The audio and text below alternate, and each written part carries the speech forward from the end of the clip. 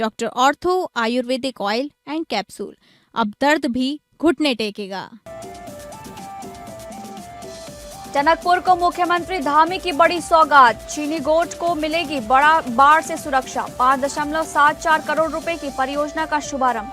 टनकपुर बनबसा क्षेत्र को जलभराव से राहत दिलाने के लिए शुरू हुए व्यापक बाढ़ सुरक्षा कार्य, हजारों लोगों को मिलेगा लाभ।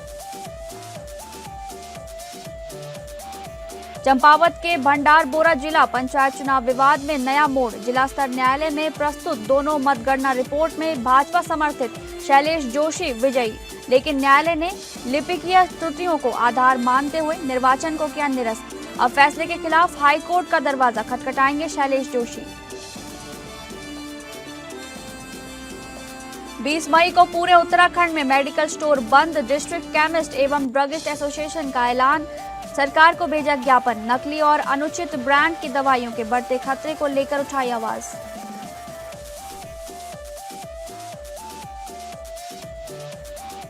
नमस्कार, आप सभी का स्वागत है उत्तराखंड न्यूज में। मैं हूं आपके साथ शालिनी राणा। रुक करेंगे उत्तराखंड से जुड़ी खबरों का। मुख्यमंत्री पुष्कर सिंह धामी की पहल पर टनकपुर स्थित छीनी गोट क्षेत्र को बाढ़ और जलभराव की समस्या से राहत दिलाने के लिए बड़ी परियोजना का शुभारंभ कर दिया गया है। मुख्यमंत्री घोषणा के अंतर्गत 5.74 करोड़ रुपए की लागत से शुरू हुए बाढ़ सुरक्षा कार्यों से क्षेत्रवासियों में खुशी की लहर है। इस महत्वाकांक्षी परियोजना के तहत छीनीगोट क्षेत्र में हुड्डी नदी के बाएं तट पर लगभग 954 मीटर लंबाई में व्यापक सुरक्षा कार्य किए जाएंगे। परियोजना में 4 मीटर ऊंची मजबूत सीसी सुरक्षा दीवार का निर्माण किया जाएगा, जिसका बेस 1.8 मीटर तथा शीर्ष चौड़ाई 0.80 मीटर निर्धारित की गई है। इसके साथ ही नदी कटाव और बाढ़ के प्रभाव को रोकने के लिए 6 मीटर चौड़ी एवं 1 मीटर गहरी वायर क्रेट संरचना भी बनाई जाएगी, जिससे बरसात के दौरान क्षेत्र की सुरक्षा और अधिक मजबूत होगी। परियोजना के पूर्ण होने के बाद छीनीगोट क्षेत्र की 1000 से अधिक आबादी को प्रत्यक्ष लाभ मिलेगा। साथ ही टनकपुर एवं बनबसा क्षेत्र में हर वर्ष होने वाले जलभराव और बाढ़ के खतरे में भी काफी हद तक कमी आएगी। कार्यक्रम में दर्जा राज्य मंत्री हेमा जोशी एवं विधायक प्रतिनिधि दीपक रोजगार ने विधिवत पूजा अर्चना कर कार्यों का शुभारंभ किया। इस दौरान उन्होंने कहा कि मुख्यमंत्री पुष्कर सिंह धामी के नेतृत्व में राज्य सरकार जनहित से जुड़े विकास कार्यों को प्राथमिकता देते हुए लगातार आधारभूत सुविधाओं और सुरक्षा व्यवस्थाओं को मजबूत कर रही है। उन्होंने कहा कि यह परियोजना केवल बाढ़ सुरक्षा तक सीमित नहीं है, बल्कि स्थानीय लोगों के जीवन, घरों और संपत्तियों की सुरक्षा सुनिश्चित करने की दिशा में एक बड़ा कदम साबित होगी। मुख्यमंत्री जी पुष्कर धामी जी का कोटि कोटि आभार समस्त ग्रामवासियों की तरफ से। जो बरसातों के दिनों में ग्रामवासी छीनी वाले परेशानी में रहते थे, सुरक्षा दीवार बहुत ज़रूरी थी। उनको देखते हुए माननीय मुख्यमंत्री जी ने 5 करोड़ 96 लाख का जो हमारी सुरक्षा दीवार बनाई है। समस्त ग्रामवासी मुख्यमंत्री जी का बार बार आभार व्यक्त कर रहे हैं, धन्यवाद व्यक्त कर रहे हैं। और उन्हीं के माध्यम से आज जो भी विकास कार्य हो रहे हैं, माननीय मुख्यमंत्री जी बहुत ही ज़्यादा जनता के हैं। जैसे नाम उनका मुख्य सेवक के रूप में देते हैं, वास्तव में मुख्य सेवक के रूप में जो भूमिका निभा रहे। अगली खबर, देहरादून में चिकित्सा विभाग के नवनियुक्त चिकित्सा अधिकारियों, चिकित्सा शिक्षा विभाग के फार्मासिस्टों और उद्यान विभाग में चयनित प्रयोगशाला सहायकों के लिए नियुक्ति पत्र वितरण कार्यक्रम आयोजित किया गया, जिसमें सीएम धामी ने कार्यक्रम में चयनित अभ्यर्थियों को नियुक्ति पत्र सौंपे और उन्हें जनसेवा के लिए प्रेरित किया। सीएम धामी ने इस दौरान स्वास्थ्य सेवाओं को सुदृढ़ करने और विभागीय क्षमता बढ़ाने पर जोर दिया। नवनियुक्त कर्मियों ने सरकार का आभार जताते हुए पूरी निष्ठा से दायित्व निभाने का संकल्प लिया। सेवा का संकल्प पत्र आज आपको मिल रहा है। आज से आप सरकारी कर्मचारी नहीं, सरकारी अधिकारी नहीं, बल्कि आप अब आज से विकास के, उन्नति के, गति के और प्रगति के भागीदार बन रहे हैं। आपकी भागीदारी सुनिश्चित हो रही है। आज से आपके कंधों पर जनसेवा, विश्वास, उत्तरदायित्व और जिम्मेदारी की आपके कंधों पर दायित्व होगा। और हम सभी जानते हैं, हमारे राज्य भौगोलिक दृष्टि से अत्यंत चुनौतीपूर्ण राज्य है। साल भर हमारे यहाँ यात्राएं चलती हैं। मानसून का समय हमारे लिए अत्यंत कठिन होता है और दूरस्थ क्षेत्रों में कोई मरीज अगर संकट में होता है तो उसकी पहली उम्मीद वहाँ पर तैनात जो स्वास्थ्य विभाग के लोग होते हैं, उसमें डॉक्टर भी हैं, फार्मासिस्ट भी हैं, स्वास्थ्यकर्मी, नर्सें भी हैं और बहुत सारी जगह पर तो हम पहले देखते थे। अब तो चूंकि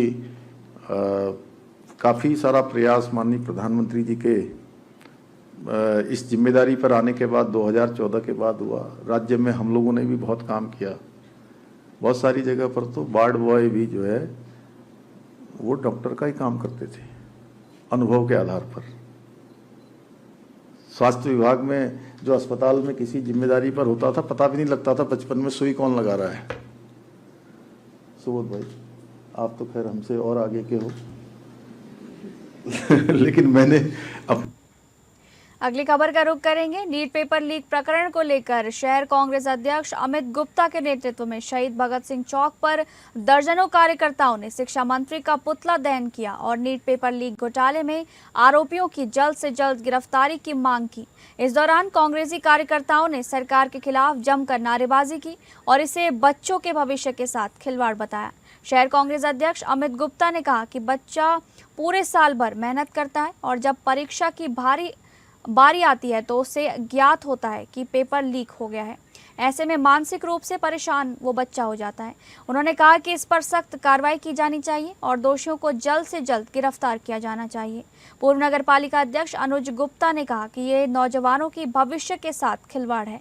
बच्चा दिन रात मेहनत करता है और उसके अभिभावक लाखों रुपए खर्च कर बच्चे के भविष्य के सपने देखते हैं, लेकिन आज नकल माफिया शिक्षा तंत्र पर पूरी तरह से काबिज हो चुका है और सरकार अब तक इस पर कोई अंकुश नहीं लगा पाई है। महिला शहर कांग्रेस अध्यक्ष जसवीर कौर ने कहा कि 5 वर्षों के भीतर 16 राज्य में लगभग 48 पेपर लीक मामले सामने आ चुके हैं। गरीब माँ बाप किसी तरह से अपना पेट काटकर बच्चों की पढ़ाई लिखाई कर अपने पूरे जीवन भर की कमाई लगा देते हैं, लेकिन जब परीक्षा का समय आता है तो पेपर लीक की घटनाएं सामने आ जाती हैं, जिससे युवाओं का मनोबल गिर जाता है।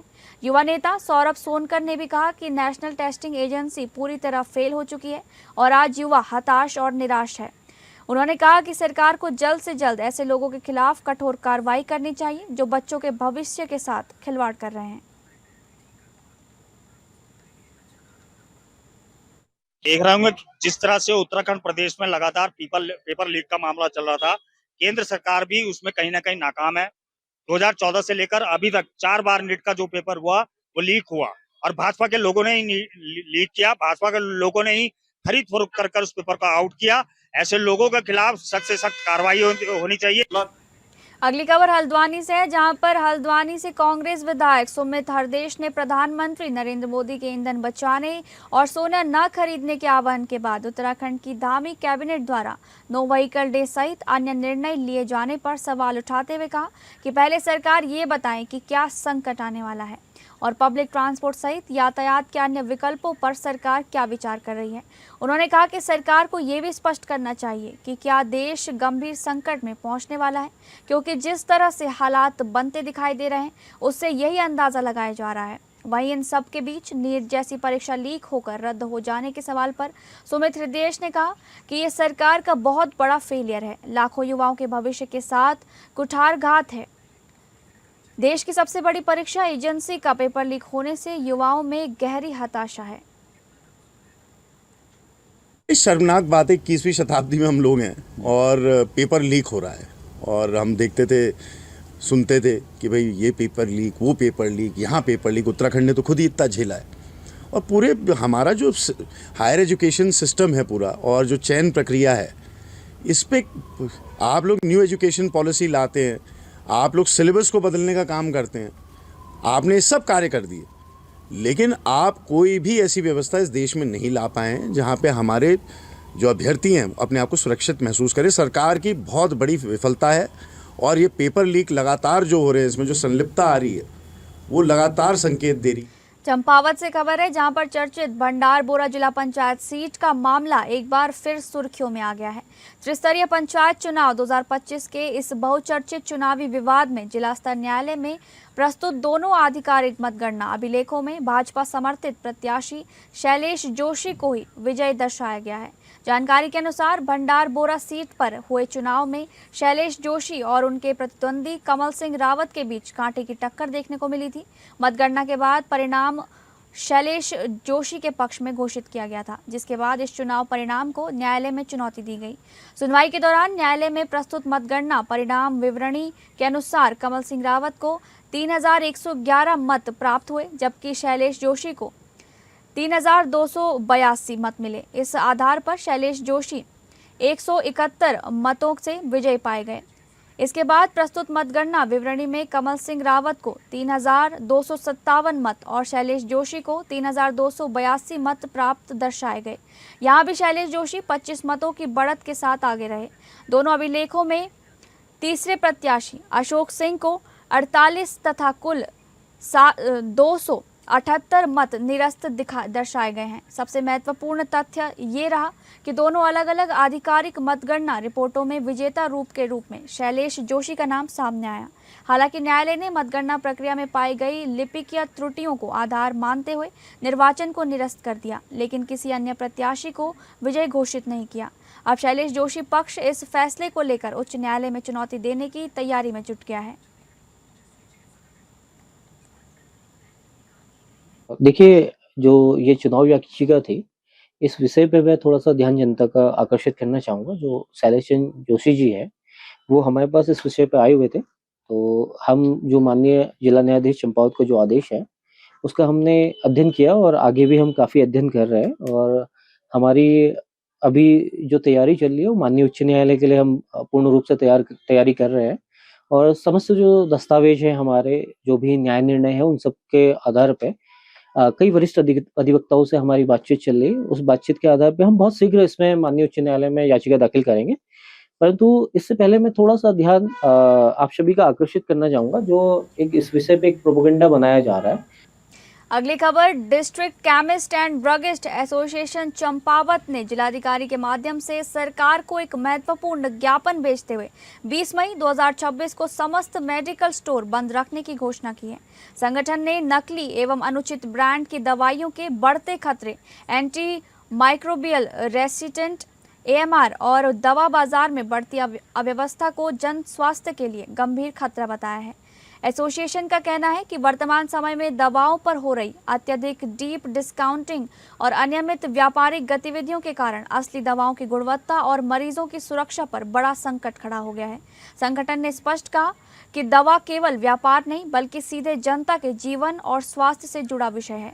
ज्ञापन में कहा गया कि कोविड-19 महामारी के दौरान लागू किए गए अस्थायी प्रावधानों का अब गलत तरीके से उपयोग किया जा रहा है, जिससे नियमों की अनदेखी बढ़ रही है।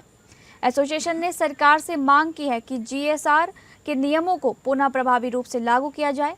और ज्ञापन की प्रमुख मांगे इस प्रकार हैं कि नकली एवं घटिया दवाओं पर सख्त कार्रवाई हो और मेडिकल व्यापार में नियमों का कड़ाई से पालन किया जाए, और इसके साथ ही डीप डिस्काउंटिंग पर रोक लगाई जाए। जन स्वास्थ्य सेवा सुरक्षा हेतु मजबूत निगरानी व्यवस्था रहे और दवा विक्रेताओं के हितों की रक्षा की जाए। एसोसिएशन ने कहा कि यदि समय रहते प्रभावी कदम नहीं उठाए गए तो इसका सीधा असर आम जनता के स्वास्थ्य पर पड़ेगा। संगठन ने सभी दवा व्यापारियों से 20 मई को मेडिकल स्टोर बंद रखकर आंदोलन का सफल बनाने की अपील की है। हम लोग ये जो ऑनलाइन दवा व्यापार चल रहा है, इसकी विरोध में आए हुए हैं और जो डिस्काउंट दिया जा रहा है, उसके विरोध में बंद का आह्वान करने जा रहे हैं। मई को हमारा ऑल इंडिया का ड्रग एसोसिएशन का पूर्ण भारत बंद का आयोजन है। उस सापेक्ष में एक ज्ञापन देने हम डीएम साहब के पास आए, उनको अवगत कराया कि ऑनलाइन फार्मेसी के विरोध में हमारा ये ऑल इंडिया का बंद है, जिसमें कि ऑनलाइन फार्मेसी का हम विरोध करते हैं। इससे हमारे व्यापार पे तो फर्क पड़ ही रहा है। रुड़की के लक्सर कोतवाली क्षेत्र के सुल्तानपुर में प्रशासन के द्वारा रोक लगाने के बाद भी एक मस्जिद में निर्माण कार्य किया जा रहा था।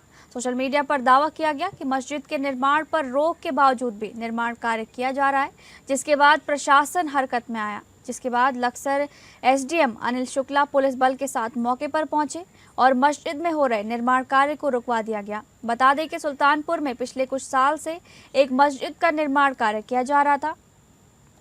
2025 में सोशल मीडिया पर एक वीडियो वायरल हुआ था जिसमें दावा किया गया था कि सुल्तानपुर की ये मस्जिद उत्तराखंड की सबसे बड़ी मस्जिद साबित होगी। इस मस्जिद के मीनार की भी काफ़ी ऊंचाई तक बनाए जा रहे थे, जिसके बाद प्रशासन की टीम ने मौके पर पहुंचकर मस्जिद के निर्माण में नियमों का उल्लंघन पाया था, जिसके बाद निर्माण कार्य पर रोक लगा दी गई और अब सोशल मीडिया पर दावा किया गया कि इस मस्जिद के निर्माण पर रोक होने के बावजूद निर्माण कार्य किया जा रहा है।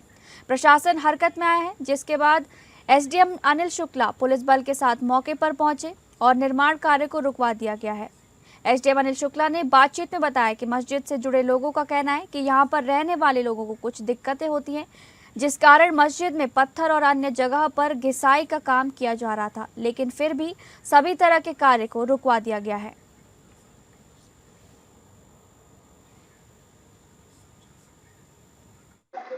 हाँ, सोशल मीडिया में ये आया था कि जो है इस पर रोक लगी हुई है, उसके बावजूद भी यहाँ पर निर्माण कार्य जारी हो रहा है। इसी सिलसिले में जो है पुलिस क्षेत्राधिकारी के साथ जो है मौके पर जो है निरीक्षण किया गया और मस्जिद के जो संरक्षक हैं और कमेटी के जो चेयरमैन हैं, अध्यक्ष हैं, इनके साथ जो है मौका मुआयना भी किया गया। इनके द्वारा बताया भी गया कि जो है यहाँ पर जो लोग बैठते हैं उनको जो है कुछ चुभता है, क्योंकि इसकी जो फर्श है, फ्लोर है, उसकी अभी जो है रबिंग नहीं हुई है।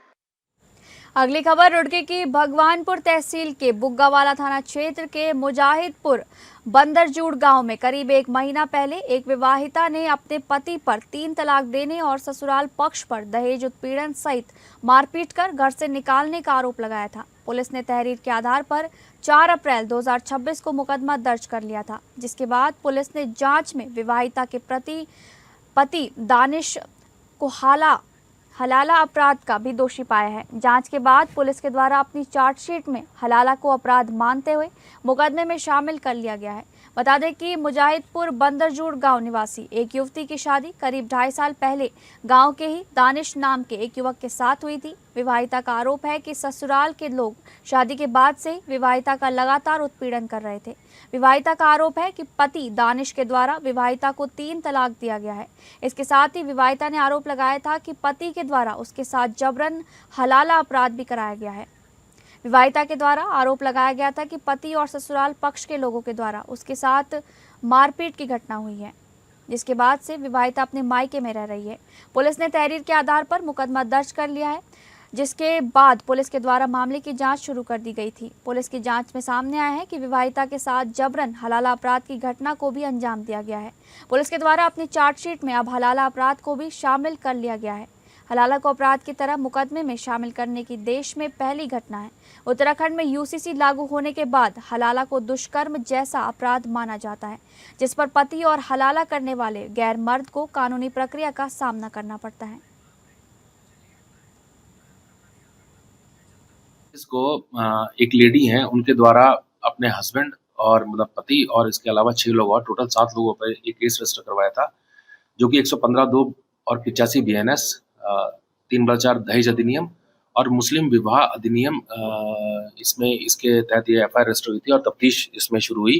तफ्तीश के दौरान इसमें जो यूसीसी एक्ट जो राज्य सरकार ने लागू किया है, इसके सेक्शन 32(2) का सबसेक्शन 1 और 32(1) का सबसेक्शन 3 ये इसमें ऐड किए गए और फाइनली इसमें जो है कल इसमें चार्जशीट चली गई है 7 अभियुक्तों के। अगली खबर का रुख करेंगे। ऐतिहासिक गोलजू महोत्सव 2026 के अंतर्गत आयोजित सांस्कृतिक कार्यक्रमों का भव्य आगाज होते ही पूरा चंपावत लोक संस्कृति और संगीत के रंग में रंग गया। 7 मई से शुरू हुआ ये महोत्सव 16 मई तक चलेगा, जिसमें व्यापारिक गतिविधियों के साथ साथ सांस्कृतिक संध्याएं लोगों के आकर्षण का प्रमुख केंद्र बनी हुई हैं। 14 मई की स्टार नाइट में हजारों दर्शकों की मौजूदगी ने मेले को ऐतिहासिक बना दिया। देर रात तक चले कार्यक्रम में कुमाऊनी, गढ़वाली और जौनसारी लोक संस्कृति की शानदार झलक देखने को मिली। कार्यक्रम को 2 स्तरों में आयोजित किया गया। दोपहर 4 बजे से शाम 4 बजे तक चले प्रथम सत्र में स्थानीय विद्यालयों और युवा कलाकारों ने मंच संभाला। सरस्वती शिशु मंदिर चंपावत एवं एशियन अकेडमी के विद्यार्थियों ने रंगारंग प्रस्तुतियां देकर खूब तालियां बटोरी। स्थानीय कलाकार अनुज पांडे, सौरव पांडे, हर्षित जोशी, रंजू, रोहन, सिद्धि और वैष्णवी ने अपनी शानदार प्रस्तुतियों से दर्शकों का दिल जीत लिया। रात्रि 8 बजे से शुरू हुए द्वितीय सत्र में सूचना विभाग से जुड़ी जय गोलजू जन्मभूमि सांस्कृतिक कला केंद्र चंपावत की टीम मुख्य आकर्षण रही। चंपावत में पहली बार प्रस्तुति देने पहुंचे फौजी ललित मोहन जोशी ने अपने लोकप्रिय गीतों से ऐसा माहौल बनाया कि पूरा पंडाल झूम उठा। उनकी प्रस्तुतियों पर दर्शक देर रात तक थिरकते रहे। वहीं कुमाऊनी गढ़वाली और जौनसारी लोक गायक दर्शन फरसवान ने हे नंदा हे गौरा स्तुति से कार्यक्रम की शुरुआत कर माहौल को भक्तिमय बना दिया। इसके बाद झुमकाली, मोती मैना, लाल बिंदुली, रंगीली बाना जैसे गीतों से महफिल में 4 चांद लगा दिए। लोकप्रिय गायिका स्वाति भट्ट के गीत सलामी दो हाथों की, दियोला और रामदाई को होटल पर पूरा पंडाल झूम उठा। कॉमेडियन लच्छू पहाड़ी ने अपने हास्य और डांस से दर्शकों को हंसी से लोटपोट कर दिया, जबकि हरीश जोशी की प्रस्तुतियों ने कार्यक्रम को यादगार बना दिया। कार्यक्रम का शुभारंभ नगरपालिका अध्यक्ष प्रेम पांडे द्वारा दीप प्रज्वलित कर किया गया। इस अवसर पर वन विभाग एवं पर्यावरण राज्य मंत्री श्याम नारायण पांडे, हरिप्रिया जोशी, विधायक प्रतिनिधि प्रकाश तिवारी, मंदिर समिति अध्यक्ष श्याम सिंह कार्की, मुख्य विकास अधिकारी GS खाती, बनबसा नगरपालिका अध्यक्ष रेखा देवी और पूर्व जिला अध्यक्ष हिमेश कुलखुरिया सहित कई गणमान्य लोग मौजूद रहे। हमारी प्राचीन परंपरा है, जो मेले हैं पहले से लगाए जाते थे, तो ये चंपावत जनपद में काफ़ी समय से छूटा हुआ था। कोविड के समय से आज बहुत अच्छा प्रयास हमारी संस्कृति को बढ़ावा देने के लिए, हमारे कल्चर को बढ़ावा देने के लिए, हमारी लैंग्वेज को बढ़ावा देने के लिए। पहले तो आपका धन्यवाद करती हूँ मैं, जो आपने मुझे टाइम दिया। आज चंपावत की नगर पालिका चेयरमैन और पीओ साहब ने मुझे आमंत्रण किया। मैं उनकी आभारी हूँ कि मुझे सौभाग्य मिला इस गोलजू महोत्सव में आने का। नमस्कार, पहले तो सबको प्रणाम।